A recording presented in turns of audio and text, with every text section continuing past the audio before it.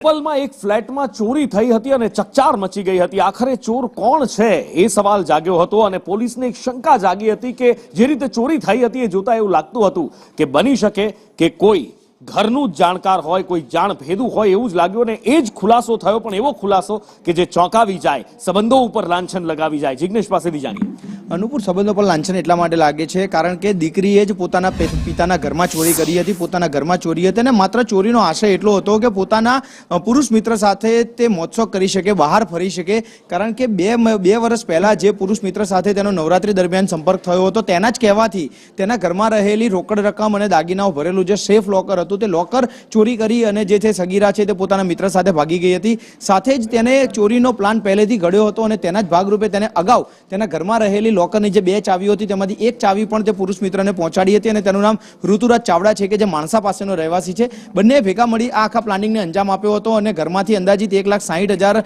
જેટલી રોકડ અને દાગીના મળી અને જે તેના પિતાની સર્વિસવાળી જે રિવોલ્વર હતી તેની 22 જેટલી કારતૂસની પણ ચોરી કરી હતી અને તે મામલે અત્યારે બોપલ પોલીસે બંનેની ધરપકડ કરીને તેમના વિરુદ્ધમાં કાયદેસરના પગલાં લીધા છે।